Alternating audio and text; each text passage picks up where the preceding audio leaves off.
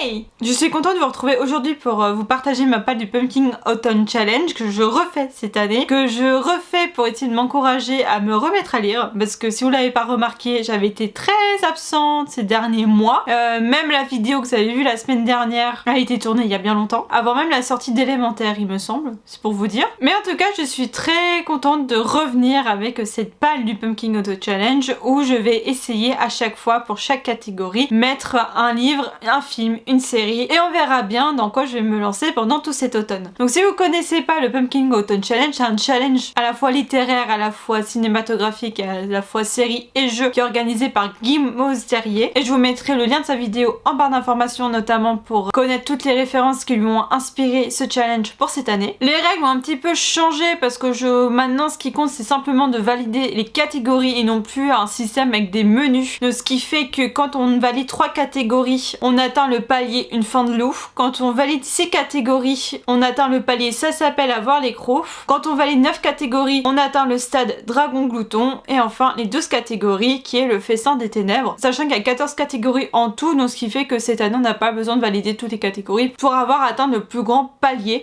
Donc ça c'est, je trouve, une petite nouveauté qui est pas mal, sachant qu'il y a des catégories, je suis un peu comme ça, je suis un peu mitigée. Donc forcément on valide une catégorie en lisant un livre, en regardant une série ou en regardant un film. J'ai essayé à chaque fois de mettre un livre, un film ou une série, voire les trois. C'est pas vraiment une palle que je vais suivre à la lettre. Donc si je regarde par là c'est parce qu'il y a mon ordinateur qui est là. C'est pas une palle que je vais suivre à la lettre, mais ce sont des idées en tout cas de thématiques que j'aimerais aborder notamment avec les futures chroniques. Parce que oui, on espère que les chroniques vont revenir. C'est une liste indicative pour moi et en tout cas je pourrais puiser dans cette source de thèmes, en tout cas pour valider ce challenge, sachant qu'il y a des fois j'ai marqué plusieurs œuvres pour la même chose, enfin vous verrez. Donc le premier menu, donc elle a parlé plutôt de tableau pour cette année mais on va garder les anciens termes. Donc le premier menu qui est automne frissonnant, il y a 3 catégories. La première catégorie est bien flottée avec nous avec pour mots-clés horreur, thriller, clown, épouvante, fantastique et rouge. Donc dans les livres, ah oui parce que cette fois vous allez voir j'ai sorti des livres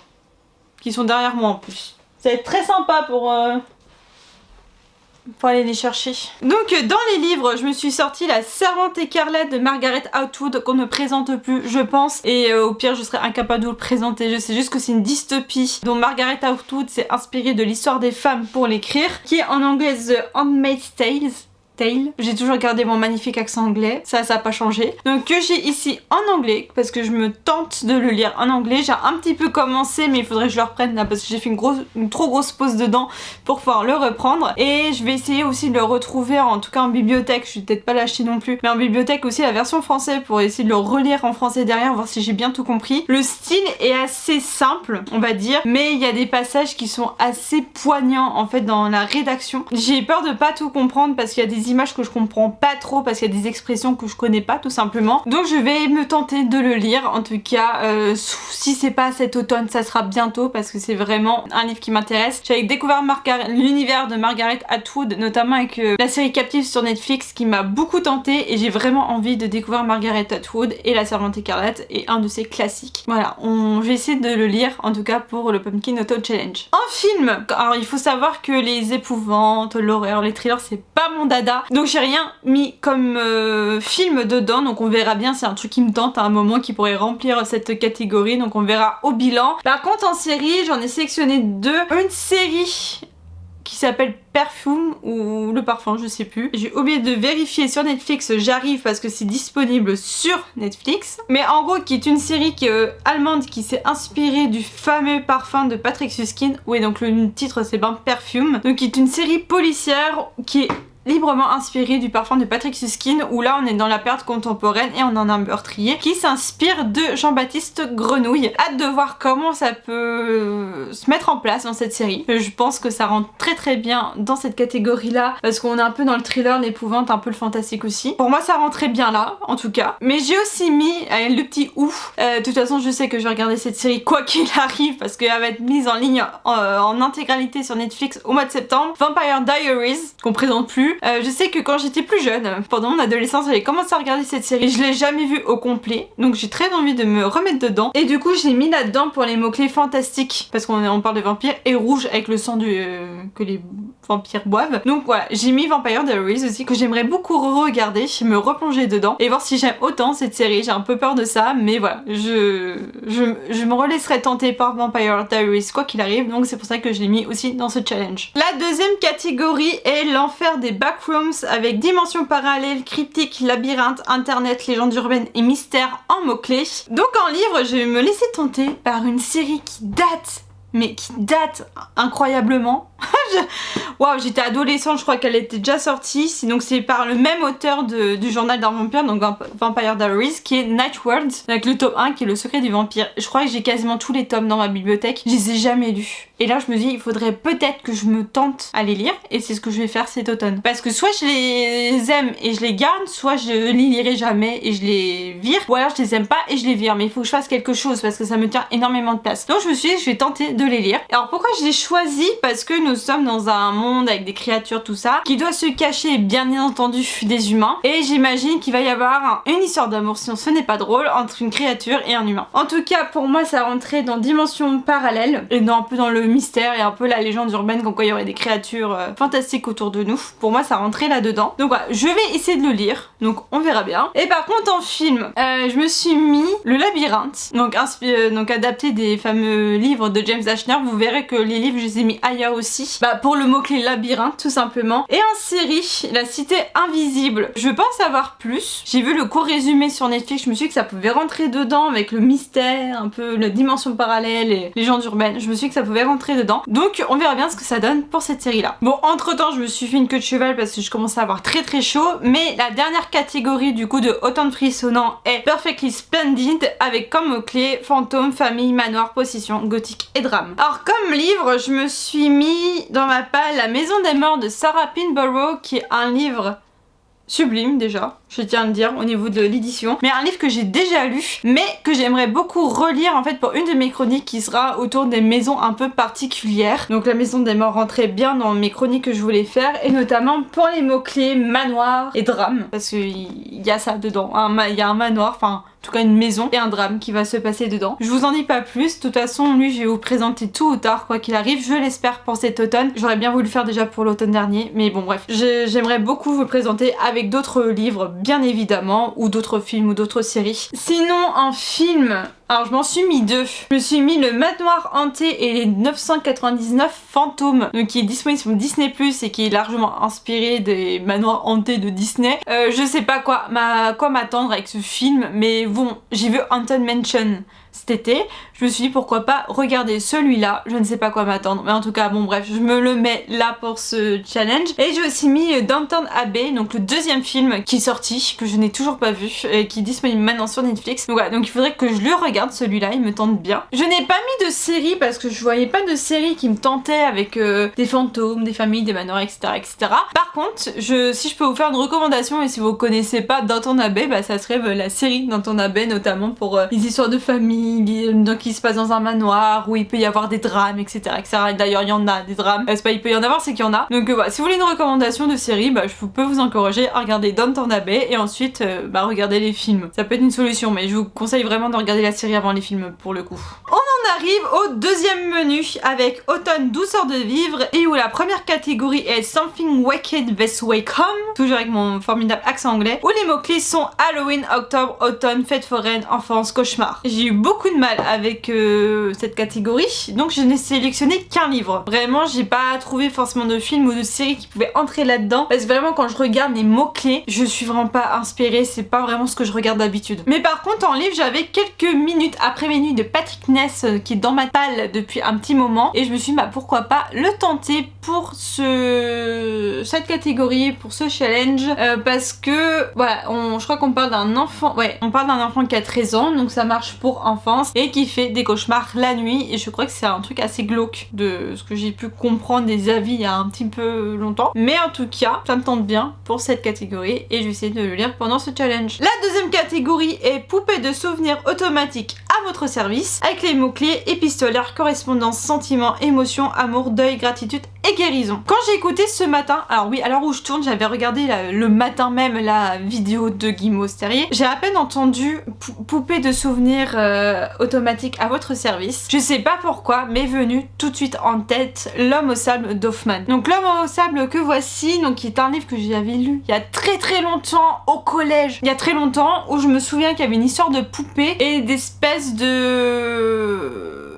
d'amour autour de cette poupée, il me semble. Ouais, c'est ça, c'est un peu ça. C'était un peu étrange, mais du coup, je me souviens plus beaucoup de ce qui se passe. J'aime beaucoup Hoffmann et je voulais aussi le relire il y a un bon petit moment. Le livre, il a un peu souffert, hein. Vous voyez, j'avais même colorié le chapeau et tout. Faut croire que le français à l'époque c'était pas ma matière préférée, mais en tout cas ça me tente bien de le relire et de redécouvrir Hoffmann avec ce conte fantastique, donc les fameux contes fantastiques d'Hoffmann qui sont connus et archi connus. Ouais, je me suis dit que ça rentrait très bien dans cette catégorie et me revoilà à lire L'homme au sable d'Hoffmann, et là aussi j'espère le lire de très bientôt. Sinon je savais pas si ça rentrait vraiment dedans parce que je connaissais pas trop le truc, mais en film j'ai sélectionné Tous nos jours parfaits parce que je crois qu'il y a un deuil, je crois qu'il y a de l'amour et il y a forcément une guérison entre les différentes personnes, des guérisons d'âme, des émotions, des sentiments. Voilà, donc j'ai mis Tous nos jours parfaits, dont j'avais entendu parler à un moment sur la Bougosphère avec le livre. Là je sais que le film est sur Netflix, moi j'ai au moins regardé le film, je sais pas si je lirai le bouquin. Et sinon en série, parce que je sais qu'il y aura la nouvelle saison qui va sortir là prochainement, plus c'est saison 4 ou 5, je sais plus, mais en tout cas la série Virgin River, où pour moi il y a bien un truc de deuil, il y a bien un truc d'amour, il y a bien de la guérison, d'émotions, des sentiments, un peu de gratitude, je dois avouer. Voilà, je me disais que cette série pouvait rentrer parfaitement dans cette catégorie là. Et j'ai laissé complètement tomber le côté épistolaire et le côté correspondance parce que c'est pas ce que j'ai forcément dans mes bouquins. Si le cadre a bougé, je suis désolée, il y a eu un problème avec ma carte mémoire. Donc je disais, si j'ai laissé de côté le côté épistolaire et le côté correspondance, sachez que si jamais les classiques vous intéressent, vous avez les liaisons dangereuses de Laclos qui pour moi rentrent très bien dans cette catégorie là. Voilà, si ça vous intéresse, ça peut être une recommandation que je peux vous faire. La troisième catégorie de ce menu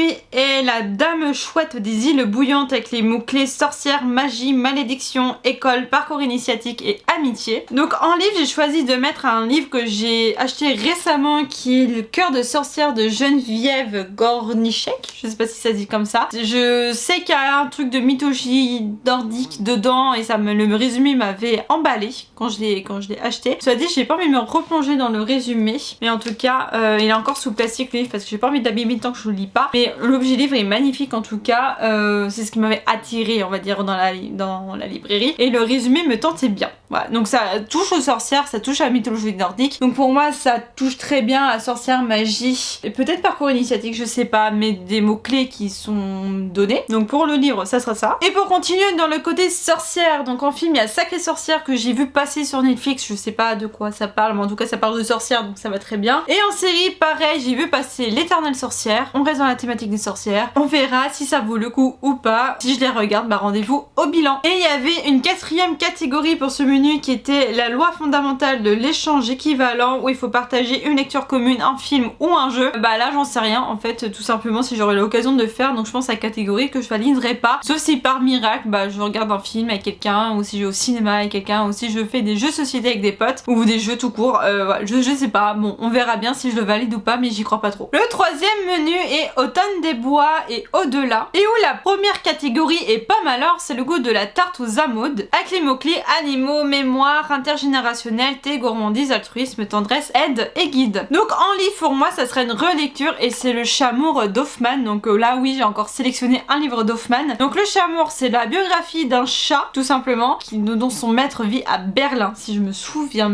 bien, et en tout cas c'est un chat qui va écrire sur sa vie mais aussi sur la vie de son maître, et il y a un côté un peu contemplatif du chat dans le foyer. Pourquoi j'ai sélectionné ce livre? Parce que j'aimerais beaucoup tenter les chroniques où est la place du chat justement qui écrit ses mémoires et qui écrit forcément sur la vie des hommes à un moment. Je sais que ça se fait beaucoup dans la littérature japonaise, donc c'est pour ça que j'aimerais bien un peu comparer comment ça se fait en fonction des pays, et donc ça commencerait par la relecture du Chamour d'Hoffmann qui est un livre que j'avais bien apprécié en tout cas. Et j'apprécie encore plus parce que je sais qu'il y a une satire un petit peu de Rousseau à un moment, mais bon je vous en reparlerai quand je chroniquerai ce livre. Mais ouais, ça serait une relecture pour moi, je l'avais étudié à la FNAC, j'ai encore mes post-it en plus qui sont là. Il me semble que j'ai encore mes anciens cours qui étaient rattachés, mais là je ne suis vraiment pas sûre parce que j'ai fait un gros tri dans mes cours. Mais voilà, Le Chameau Rod Hoffman, ça sera ma relecture pour cette catégorie là si je le relis. Alors si je n'ai pas sélectionné de films ou de séries parce que je voyais pas trop qu'est-ce que je pouvais mettre là dedans, en tout cas je suis pas sûre. Et par contre si je peux vous faire une recommandation de série, ça serait À l'ombre des Magnolias, qui est une série que j'aime beaucoup, qui est un peu une série doudou pour moi, où on aurait les mots-clés de valider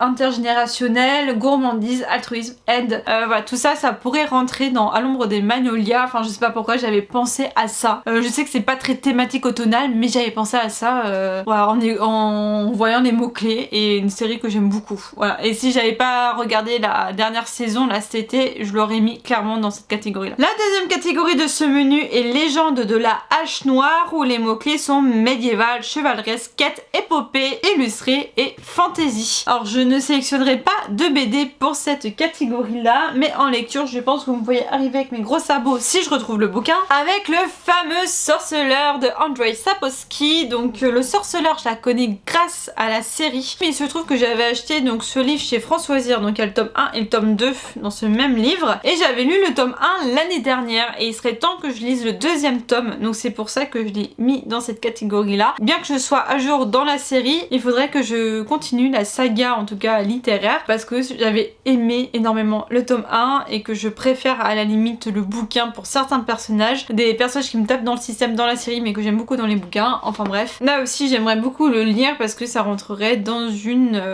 chronique que j'aimerais bien vous faire pour cet automne, mais en tout cas quoi qu'il arrive ça sera dans une vidéo saga, et quoi qu'il arrive je continuerai la saga Le Sorceleur parce que j'aime beaucoup cette saga là. Et après je n'ai pas forcément fait de sélection dans les films et séries parce que forcément des films et des séries dans ce goût là, avec du médiéval, avec du chevaleresque, avec de la fantasy etc, j'en regarde beaucoup, donc je ne suis pas forcément fait une sélection. On verra bien si j'en regarde pour cet automne, on verra bien, si c'est le cas je les mettrai, mais il se pourrait très fortement que je regarde à une nouvelle fois Robin des Bois avec Russell Crowe parce que c'est la version que je préfère de Robin des Bois quand je parle de film. Enfin bref, des légendes médiévales comme ça il y en a plein, donc forcément au bout d'un moment en film, en série, il est probable que j'en regarde une. La troisième catégorie est la mélodie infernale de la corne de chasse, avec pour mots-clés monstres, créatures, wyvern, expédition et aventure. Et j'ai sélectionné comme livre pour cette catégorie Frankenstein de Mary Shelley parce que pour moi avec monstres, créatures et aventure on est vraiment dedans. Frankenstein de Mary Shelley qui est un livre que j'ai envie de lire depuis un moment, et d'autant plus que maintenant je connais Frankenweenie de chez Disney, et là vous me voyez arriver avec une vidéo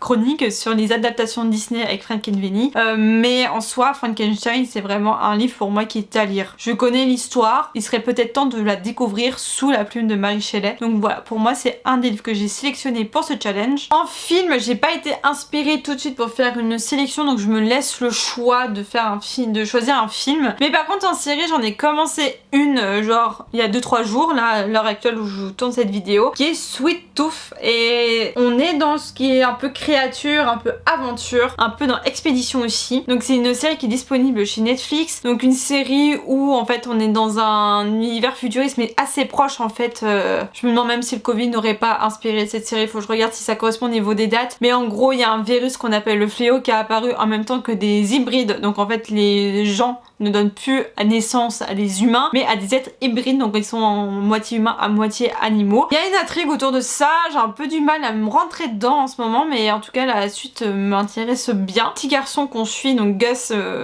j'ai envie d'apprendre à le connaître, donc voilà, donc Sweet Tooth je vais la continuer forcément pendant ce challenge puisque si je voulais déjà la continuer de base, et peut-être que vous allez retrouver donc en tout cas la chronique au moins de la première saison dans une chronique qui arrive. Je vous laisse deviner les thématiques des chroniques qui arrivent, je vous laisse. Et la dernière catégorie de ce menu est Rocket Raccoon on the Run, où les mots-clés sont mutation, expérience scientifique, science-fiction, chasseur de primes, gardien et galaxie. Là pour ceux qui me connaissent vous sentez déjà ce que je vais lire, je pense. Mais avant ça je voulais vous reparler du Labyrinthe du coup de James Dashner, que je n'ai en fait jamais lu. Il faut savoir que autant j'adore les films, autant j'ai jamais eu la curiosité de les lire, et on m'avait donné ce tome 1 il y a un petit moment déjà, donc à l'époque où tout le monde en parlait, patati patata, que je n'ai jamais lu en fait, et j'ai toujours eu peur de les lire et là j'ai bien envie de les lire. Et pourquoi je l'ai mis là-dedans? Ah oui, pour expérience scientifique. Bon, j'en parle pas plus pour ceux qui connaissent pas le labyrinthe, mais pour moi clairement ça rentre dedans. Et il fallait bien commencer par le tome 1. Donc voilà pourquoi je l'ai mis là. Mais en film, j'ai sélectionné Les Gardiens de la Galaxie parce que je n'ai pas vu en fait le 3e volet qui est sorti au cinéma, je n'ai pas eu l'occasion, donc si jamais je le trouve en DVD, bien sûr que je le regarde. Pourquoi je regarderai en fait même, j'ai envie de vous dire, la trilogie des Gardiens de la Galaxie? Tout simplement parce que c'était une des références de Guimauve Terrier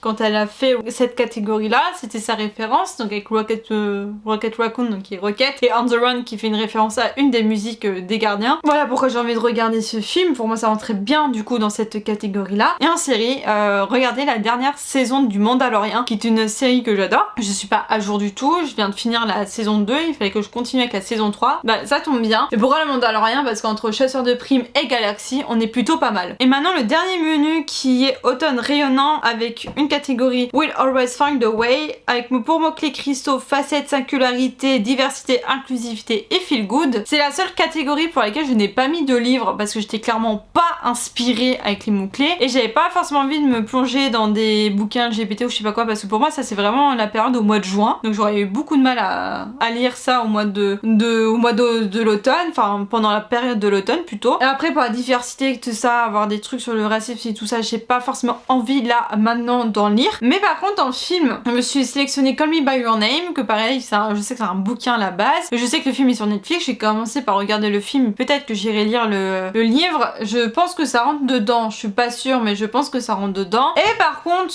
il y a une dernière saison d'une certaine série que j'aime beaucoup qui est Sex Education qui va arriver, et pour moi entre diversité, feel good, inclusivité, tout ça, ça rentre parfaitement dedans. Dernière saison, j'en attends beaucoup. J'en attends beaucoup, il faut le savoir, j'en attends énormément de cette série-là. La deuxième catégorie qui est L'Esprit Indomptable de Joe March, avec comme mot-clé place de la femme, indépendance, ambition, rêve, sororité, théâtre et écrivaine, qui est directement lié aux filles du Dr March. Voilà, c'est clairement ce qui est inspiré, et donc du coup je regarderai le film. Ça fait un moment que j'avais envie de le regarder, je suis pas sûre de lire le bouquin, mais au moins commencer par le film, parce que je suis pas sûre en fait que l'histoire m'intéresse vraiment pour pouvoir me lancer dans la lecture. Donc commencer par le film ça peut être bien. Par contre en livre que je n'ai pas en ma possession mais que peut-être je pourrais lire à cette occasion là, qui est Le Deuxième Sexe de Simone de Beauvoir, donc là pour plein de raisons ça rentre parfaitement dans cette catégorie là, donc entre indépendance, place de la femme, écrivaine, etc. Ça rentre parfaitement. J'ai pas sélectionné de série, mais s'il y a une série que je peux vous recommander qui je pense rentre très très bien dans cette catégorie, ce sont Les Demoiselles du téléphone, parce qu'entre place de la femme, indépendance, rêve, sororité dans le sens de l'entraide, pour moi ça rentre parfaitement dedans, et je me demande même si j'ai pas à me la re-regarder cette série, mais en tout cas j'aime beaucoup. Et enfin, donc dernière catégorie qui est Sue Lyon, si je prononce bien, hein, c'est ça. Sue Lyon Morin, avec pour mots-clés Irlande, Petit Peuple, Mythes et légendes, Celtes, Nature Writing et Vert. Donc c'est une catégorie que Guimauve a créée en hommage à une des booktubeuses je crois. Enfin bref, allez voir sa vidéo, elle vous en dira plus que moi, parce que là comme ça moi je la connaissais pas cette dame. Et là en livre, il y a le choix, il y a vraiment le choix. Donc je me suis vraiment mis 3 livres différents pour cette catégorie là. Donc Le Peuple des minuscules de Steve Hogarth, qui pareil, qui est là dedans dans ma palle depuis très longtemps, et qui je pense pour Petit Peuple ça rentrait très très bien. Je me laisse aussi le choix avec Les Légendes de Brocéliande, donc qui est publié par Au bord des continents. Voilà, c'est pareil, ça fait un moment que je les ai, que j'en achète régulièrement quand je vais au salon du livre de Montreuil et que j'ai encore pas lu, et qui pour moi rentre très bien dans Mythes et légendes de Celtes. Voilà.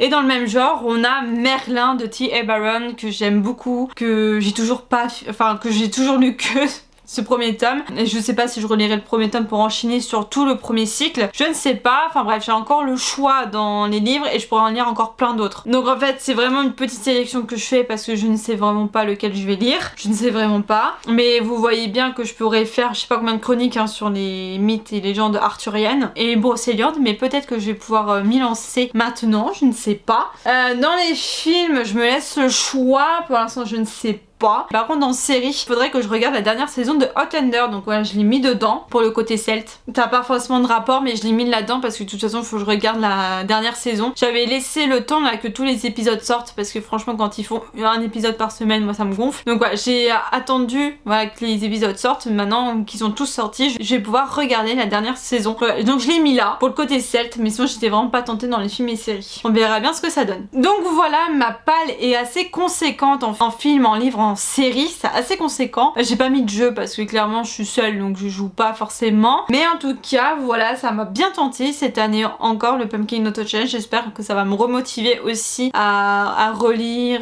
bon regarder films et séries ça l'était depuis des mois. Mais en tout cas à relire un petit peu et aussi à sortir de ma zone de confort dans le sens où je crois que je me suis un peu trop emprisonnée ces derniers temps à faire des chroniques avec des livres alors qu'on pourrait en faire tellement aussi avec des films et des séries. La vidéo a déjà été longue donc je vous laisse ici. Si vous participez au Pumpkin Autumn Challenge, n'hésitez pas à partager aussi vos lectures et ce que vous auriez choisi. N'hésitez pas aussi à regarder la vidéo de Guimauve et moi je vous dis à la prochaine dans une nouvelle vidéo. Tchuss!